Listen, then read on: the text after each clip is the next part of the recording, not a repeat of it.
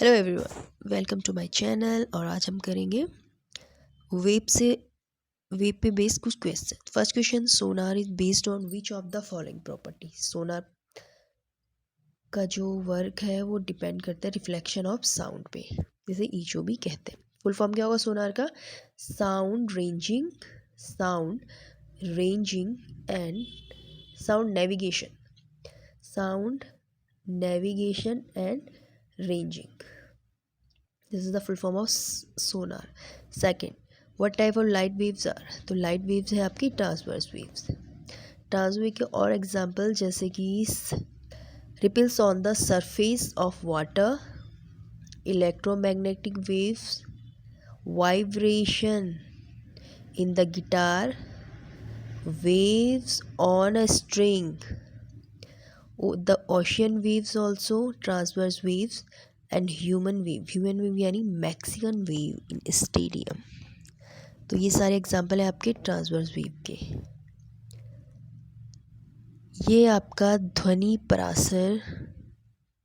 परासर का figure 20,000 hertz से 20,000 hertz तक जो रेंज होती है वो होती है श्रव्य तरंगों की। श्रव्य ध्वनियाँ होती हैं इस रेंज में। अल्ट्रासाउंड में क्या होगा? ये 20,000 हर्ट्ज से ऊपर होती हैं। इन्हें प्रोड्यूस करते हैं चमगादड़, जबकि 20 हर्ट्ज से नीचे जो इंफ्रा साउंड होती है उन्हें प्रोड्यूस करते हैं एलिफेंट। इस पर डिपेंड एक क्वेश्चन। तो by whom of the following infrasonic sound is produce? तो इसका आंसर होगा एलिफेंट। इंफ्रासाउंड अल्ट्रासोनिक साउंड होगा तो बैट्स। नेक्स्ट क्वेश्चन, श्रव्य ध्वनियाँ 20,000 हर्ट्ज से 20,000 हर्ट्ज तक। The speed of a sound in water is greater than the speed of sound in air.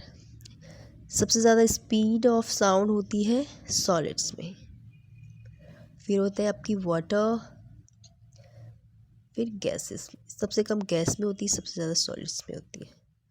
Next question, What type of wave is used in MRI machine? MRI machine medical field में use होती है, imaging के काम आती है। तो MRI machine में किस प्रकार की वेव यूज होती है? Magnetic wave. मैग्नेटिक वेव को ट्रांसवर्स वेव भी कहते हैं। मैग्नेटिक वेव और कहाँ यूज होती है? तो कुकिंग में यूज होती है, माइक्रोवेव में, कैंसर के ट्रीटमेंट में। लाइट वेव्स को भी मैग्नेटिक ट्रांसवर्स वेव्स कहते हैं और ट्रांसवर्स वेव ही मैग्नेटिक वेव है। नेक्स्ट क्वेश्चन, ये न्यूमेरिकल बेस्ड है। तो क्वेश्चन इज, एक जहाज से समुद्र के नीचे की ओर एक परासोनिक तरंग भेजी जाती है, और भाई तरंग कौन भेजेगा? सोनार।